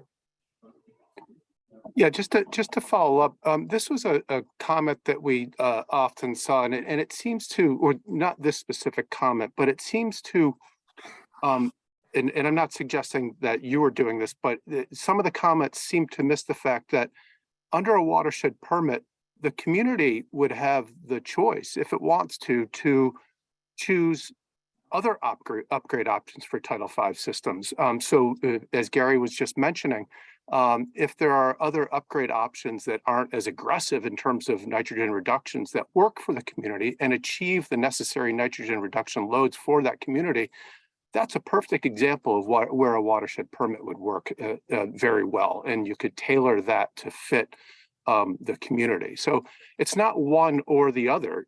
If you go with the watershed permit, you can still impose, the community can still impose Title V upgrade requirements through that watershed permitting route. It's not necessarily one or the other, not mutually exclusive. Thanks, Okay, Tim. thank you. Certainly helps clarify. Great. Andrew. Yeah, thanks. Yeah, these issues around no net flow and percentage of flow allowable that has to be existing are not necessarily properly discussed and incorporated into this set of regulations. The no net flow provision is a statutory one that comes from the 0% interest legislation that passed some years ago, and your ability to vary that doesn't really fall within the Title V reg boundary. So if there's a conversation to be had there, I think don't try and shoehorn it into this set of regs, because it doesn't really belong here. And secondly, the percentage of flow allowed that has to be existent is, the definition of what's existing flow is in Title V, but the percentage determinations are actually in the SRF regs. And so if there's a discussion to be had about tweaking that, and there's a good basis to have that conversation, again, don't layer it onto this set of rules, because this isn't the place where you can solve it. And you may need to put out a different set of reg discussions to come up with a comprehensive way to deal with the housing piece. I just don't think it's a new issue to put into this reg package at a very late place. And I think you would create yourself a lot of administrative difficulties in trying to do so. Don't mean to discourage you from having the conversation. I just don't think it's part of this promulgation package. Yeah, thank you. I'm sorry, Senator, did you want to say something? Yeah, just want to say, Andy's absolutely right here from a technical perspective, right? That we're talking about actually sort of a separate statute, separate sort of sets of regs. And even the Martha's Vineyard conversation I was raising too. doesn't actually relate to sort of these regs. So he's absolutely right there that that's sort of separate from what's actually the conversation here. As someone who's in the business of rewriting statute, I'm really eager to look at looking at that statute around the no net flow. Very concerned about this. And I think we're having a lot of conversations. We realize that we think we need about an additional 150 million over the next 10 years into the Cape and Islands Water Protection Fund to really sustain and meet the level of interest. It's been more successful than we thought. I've been doing a lot of work. Lead work was on Martha's Vineyard, having conversations with the islands communities about joining. I had a conversation with Chairman Roderick the other day about, where do we come up with the 150 million, which is no sort of small number. Certainly there's the SRF kind of piece as well. Sorry for sort of conflating a bunch of different stuff in there. And he's totally right. These regs are sort of about sort of the DEP component. But I do think, we're really trying to look at this in a comprehensive way here, right? And I think, trying to comprehensively solve sort of both of the region's sort of biggest issues, which frankly, my predecessors and a lot of other folks who've come before, right, didn't address wastewater. We didn't tap into this when this stuff was cheap to do, and we didn't address housing, right? And so we've got to really wean ourselves off this NIMBYism we have. We need to clean up our embayments as soon as possible. I really applaud DEP for moving forward on these regs broadly, appreciate the specific kind of tweaks we need to make here that I know y'all are working on, and then move forward both with the wastewater piece and then on the housing piece. The product that we're all selling this time of year is an alleged pristine environment with 98%, 95% of embayments that are impaired. That's not a quality product that we're selling in our tourism and hospitality economy. And increasingly, you just can't afford to make a life on Cape Cod unless you make hundreds and hundreds of thousands of dollars, right? All this needs to change. So I just want to put some context into my comments, right? Where my job is to look at all this sort of holistically. But as far as these regs, Andy's absolutely right that that's not sort of the piece of what y'all are trying to figure out here. So again, just really appreciate, this has been really helpful for me and my team as we're figuring out how we support all these efforts. And really want to thank the towns that I represent in the Cape and Islands District for, bearing with us and doing a lot of work here. We're trying to tackle a lot. We're trying to change course and direction after decades of real inaction on these issues. So just appreciate everyone's really good work, but just wanted to clarify the comments that I made earlier that I think spurred some of the conversation. No, thank you, Senator. And thank you for raising the issues, the other things that are being discussed outside of, outside of these particular regulations associated with it. We certainly did receive, comments related to the need for financial support for whether it's homeowners who are investing in their systems or investing in sewer connections and the communities. And I know those, those discussions are ongoing and the administration certainly, looking to work with you as we explore some of those opportunities. So again, thank you. I know Brian hasn't talked yet. Brian. Hi, Gary. Thank you for a seat at the table today. I have a couple of questions. They're very closely related. And this is really concerned with a town that might put together a watershed permit that's primarily focused on utilizing these advanced technologies, presumably if they become available a little bit more widely. In the case of planning, my assumption would be, as you're putting together the watershed permit, we're relying on the approval number that DEP has. So as an example, a system may be approved for 10 milligrams per liter. That would be the expected planning number that we would be using to try to hit the TMDL target. Am I correct in that assumption? Yes, yeah, that'd probably be the most current information on that system. Okay. And then moving forward, so if that system is utilized in a particular municipality, are we then utilizing the real on the ground numbers? So as an example, if the technology performs better than expected, let's hope that that's the case. Is there the opportunity to receive the proper amount of credit, the additional credit for what we've actually removed from the watershed as demonstrated by the numbers? Yes, I mean, there is, that is built into the watershed permit that you can adjust the loads, whether it's if they're underperforming, then you have to come up with ways to offset that. But if they're overperforming, the same thing, then you can adjust other efforts you may have been planning to undertake that may not have to be implemented if you have systems that are overperforming. Okay, thank you. And then one last question related to that, which is when it comes to compliance for these technologies, Title V is pretty clear in stating that, it's 1-to-1. One house needs to comply with whatever the approval is, right? But when we're talking about utilizing these systems en masse, potentially where you're utilizing maybe 100 to try to meet some sort of a nitrogen removal target, is the same sort of directive apply? Because I mean, when you deploy a number of technologies, some perform way better than expected, and you're always going to have some that are out there in space that don't really do so great. What is the responsibility of a board of health for bringing down the hammer on the poor performer if they can demonstrate through all of the systems that they've met their target nitrogen removal numbers? If on aggregate, the TMDL says you need to remove 10,000 kilograms of nitrogen. Through the numbers, we say there's 10,000 kilograms of nitrogen removed with the systems that we have. Do we need to affect strong compliance on those systems that may not perform quite where they need to be per the approval? So just to clarify, you're talking about putting aside Title V, not the enhanced Title V requirements, just a community that's relying on enhanced systems to meet their goals under a watershed permit.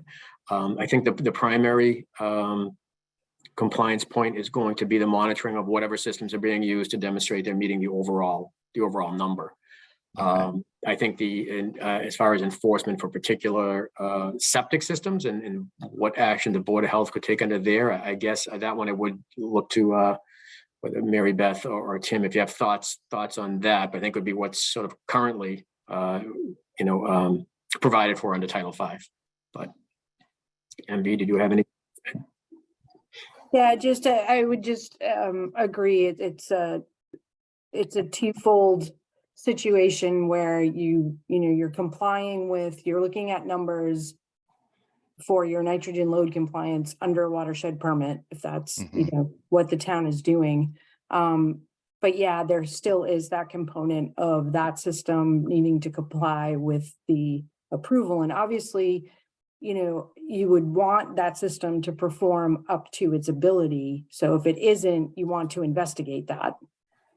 But in terms of, how the actual enforcement and going after individual homeowners is going to be done, it would be more of an O&M operation and maintenance, looking at that system. So everyone on the block is achieving X, but for some reason the system's got Y, it would be an investigation of that performance. You'd want to keep the system in compliance with what its stated performance value is per its approval. Okay. So to the best of our ability, I asked the question because the driver behind folks having to install these systems is different than what it typically is. We're typically up until now saying you've got a problem on your specific site that you're trying to address. And now we're saying this is a town-wide problem and we're going to put these systems in to address this town-wide or watershed-wide problem. So it's a different compliance concern that's involved there. For these particular homeowners, nitrogen aside, they have no real concern. The system would be generally in conformance or compliance. So I'm just trying to suss out, what is the sort of expectation? If we have 100 systems, do all 100, is the expectation that all 100 are meeting their approval, or is the expectation that we've hit our target nitrogen number and that's really what DEP's concern is? And that, yeah. Yeah, so hopefully to clarify that, there is, I think it's right now two separate things. You have your compliance with your watershed permit, removal of the load, which you can certainly look at that holistically for all the systems that you've installed under the watershed permit. But we do have to still look at individual system performance under the IA program. Okay. And find a way to make that work so it's not, the house by house non-compliance, and develop that program. Okay. I would suggest maybe there should be a look at that language to see if there's a way to tweak it a little bit to fit this framework a little bit better. Okay. So noted. Thank you. Good comment. Tim, did you have something you wanted to add there?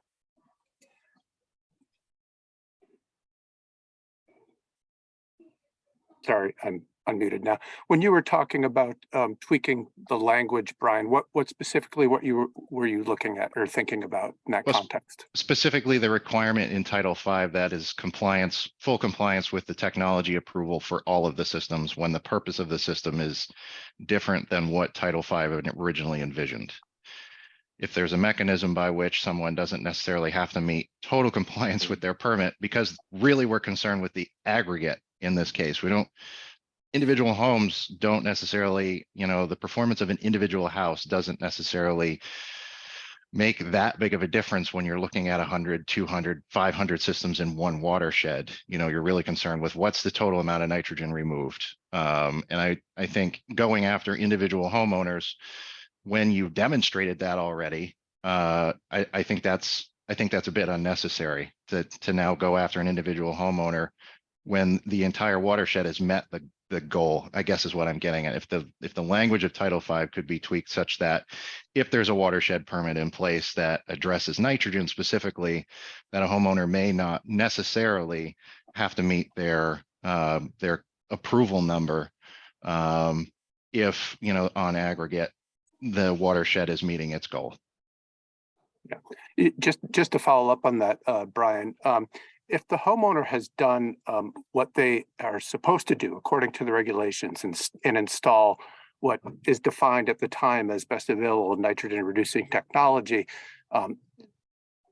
they arguably have done what they need to do. The problem therein lies with the installer and the equipment producer. And we're aware that there are some general use technologies out there that have been installed and aren't meeting their approval numbers that they're supposed to be meeting. And so we've received a number of comments on that, and we're well aware of that, and are taking all those into consideration. Okay. I hope that helps to clarify. No, I think it does. I mean, system by system, you can have two houses right next to each other with the same identical technology installed. One works, the other doesn't. And you can spend hours and days trying to figure out why the one that doesn't work so well and not come up with a good answer as to why, because you're dealing with complicated biology in these. We've seen it in all the projects that we've ever done where you have some that just don't work. Maybe it's something they're doing in the house. Maybe they're using a particular soap. Maybe they're using quaternary ammonium compounds. Maybe they're just using too much water. I think there becomes a point where trying to affect compliance on one individual system to get it to where the approval is just, it's a diminishing return, a really quickly diminishing return, that when it comes to managing systems in a broader context, makes that operation much more complex. I would hope that, given some of the work we're doing here at the county with respect to the responsible management entity program, it becomes a balance of time spent on a particular system versus the benefit of actually, bringing that into compliance when you've already demonstrated that you have removed the amount of nitrogen. Why spend an inordinate amount of time on one particular system to bring that into compliance? Great. Yeah. Thank you. Jeff, you haven't had a chance to raise any questions?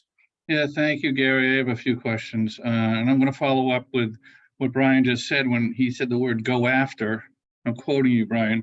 So my question is, what is "go after"? If you remember the last time we met, I asked that same question.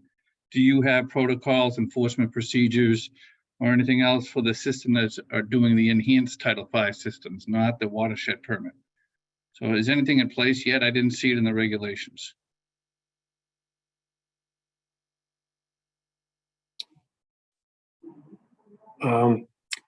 So I'm sorry, you're asking for. So the community decides not to do the watershed permit. Okay, all right. And then they, 20,000 or 5,000 septic systems all have to be enhanced in 5 years.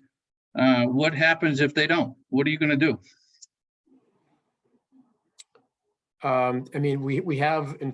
We do have enforcement provisions under Title V. There are the existing enforcement that we can take against homeowners. We don't have anything new specific in the regulations. Again, if somebody can correct me if I'm wrong, specifying what actions would take in this circumstance versus what we might otherwise take under the current regulations. So I don't know if Tim or anyone has any additional information on that. I guess what I'm saying is other agencies, federal agencies have fine provisions. They're transparent. They tell you what they're going to be.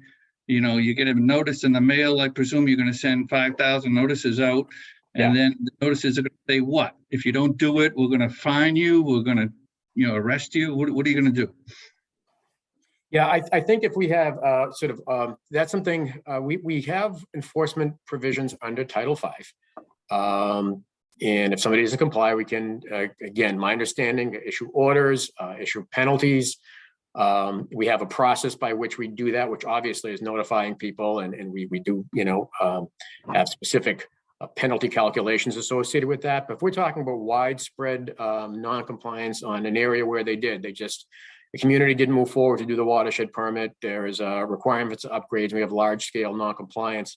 It's also the type of thing we still have to discuss and develop what a broad-based strategy would be. That's not spelled out in the regulations, and I would say we don't have that at this point in time.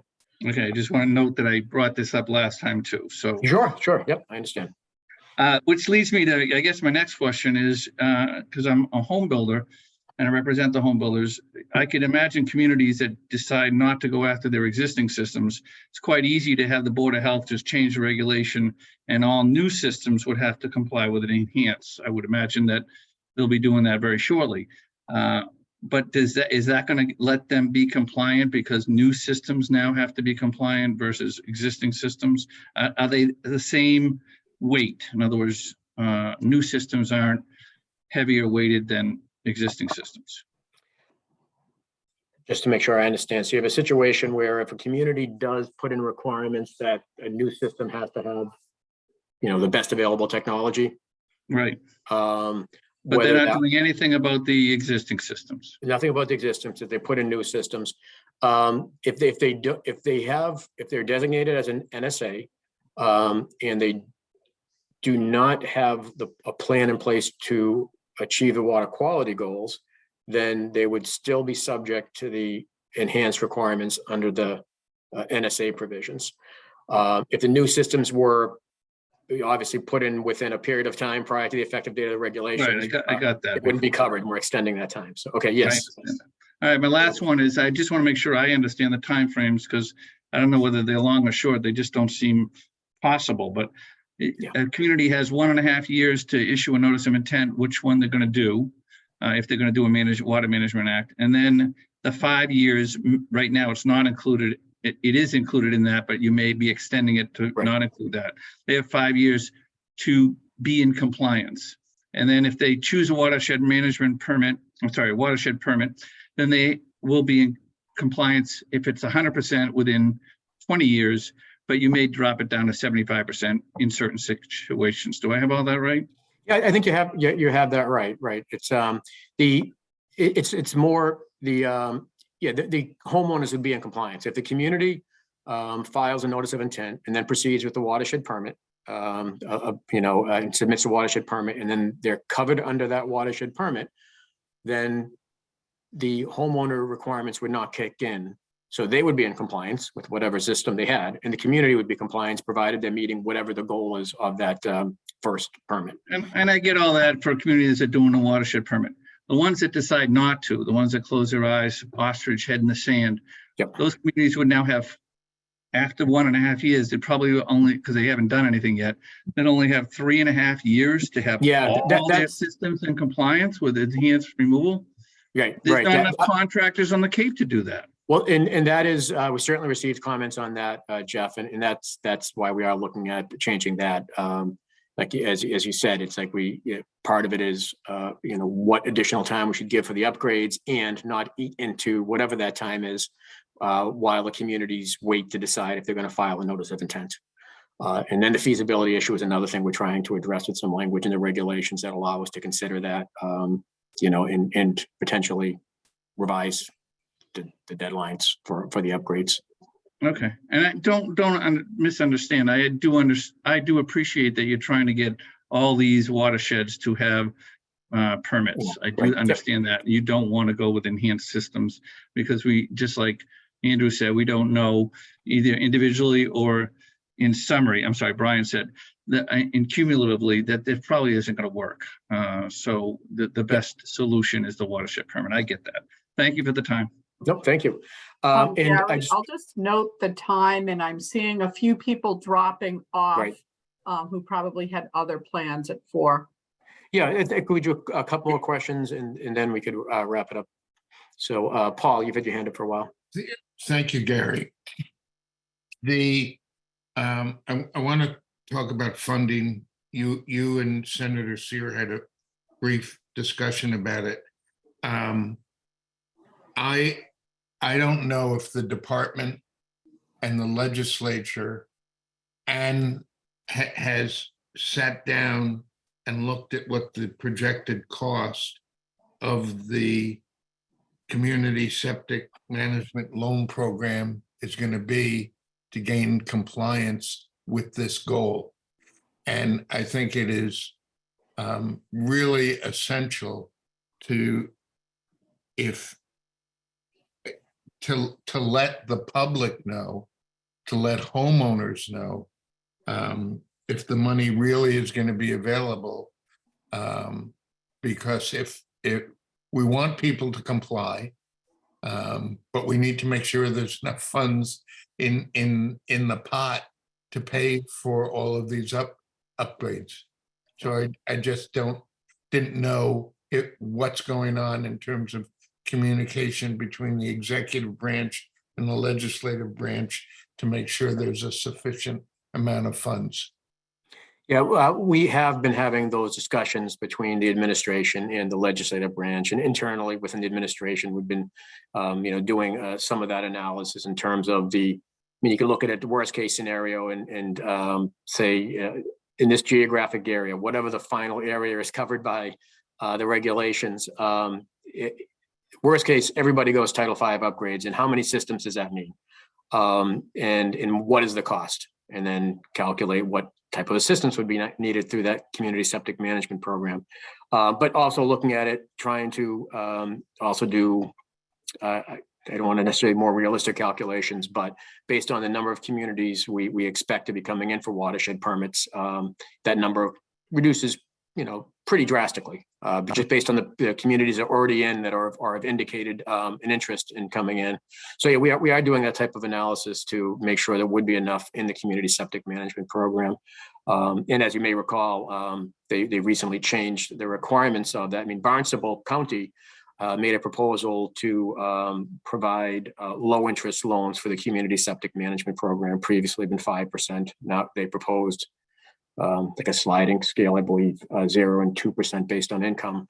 And the trust accepted that, the Clean Water Trust, and basically made it available for any community that comes in with a similar proposal. So, which is great, provides some additional assistance, but it makes it more expensive too. So yeah, we've been looking across a range of things that will help out both individual homeowners, whether it's for upgrades or, as you mentioned, sewer connections, which can be significant costs. As well as the discussion the senator raised about how to help communities pay for the implementation of the comprehensive plans. Thank you. I really appreciate that. I hope when that is finalized that the word will go out across the Cape so everybody knows what the resources are. Great. Well, Dan and Mark. So Mark, you go ahead. You were waiting. Okay. Yeah, great.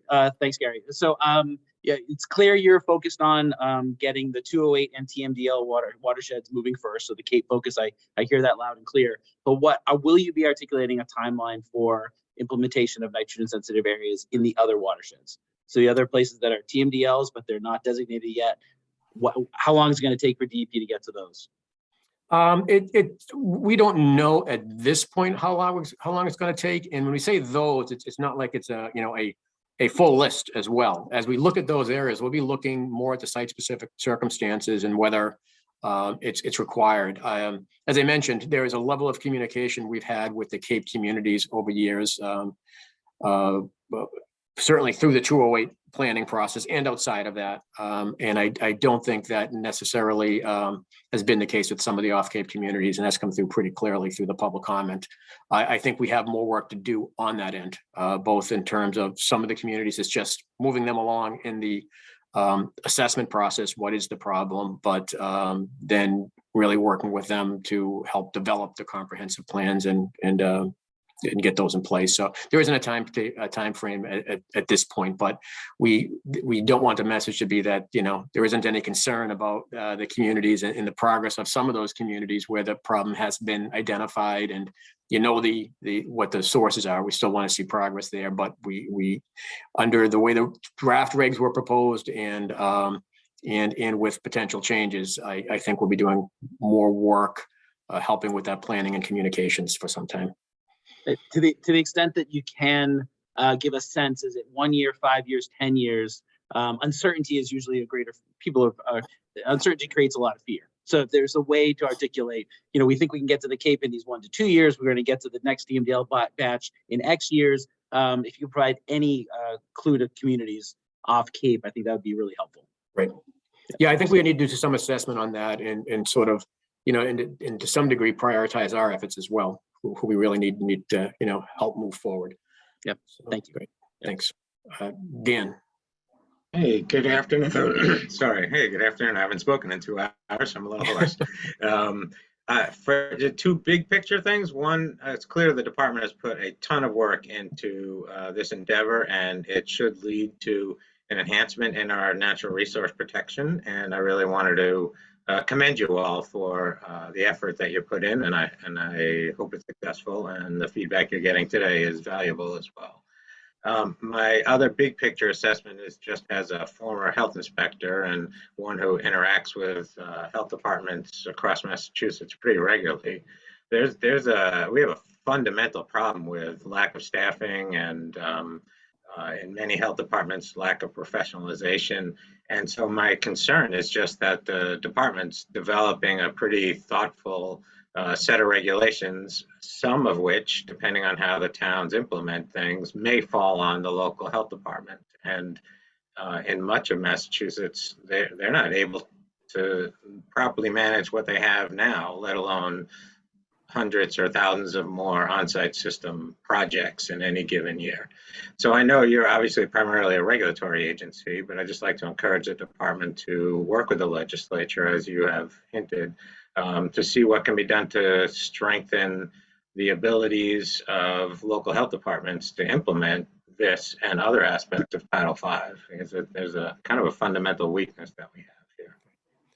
Yeah, that's certainly a comment we've heard from local officials, just the feasibility of the implementation based on the capacity of local health departments. And so it sort of, to some degree, strengthens the interest in focusing our efforts initially on a more, targeted group that we can really work with. But that's something we're considering. So great. It is 4:09 now. So I think if we would probably like to wrap up for today. A couple of comments. One is, thank you. This really has been a helpful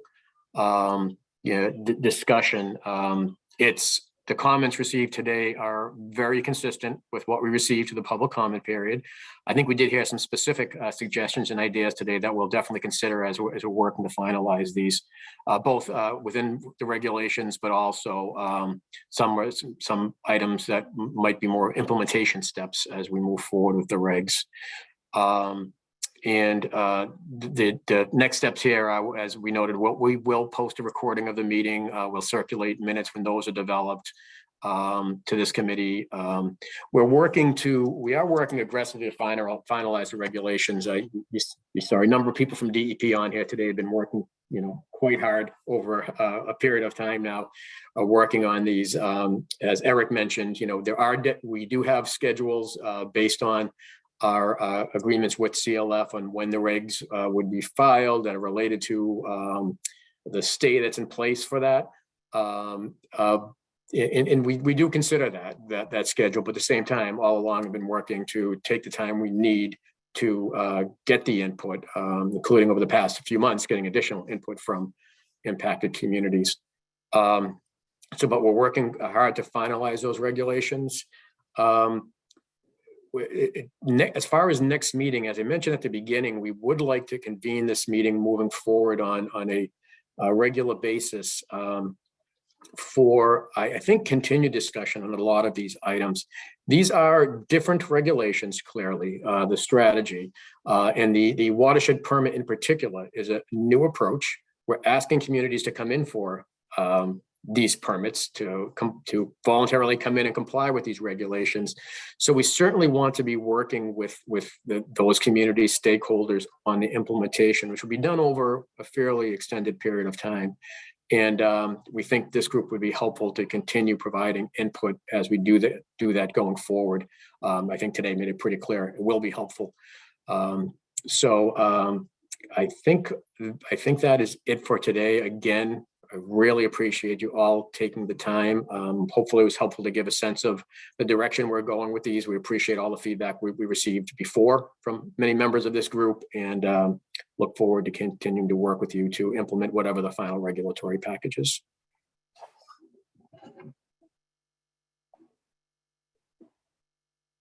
And I think that's it. So again, thank you, everybody. Thank you.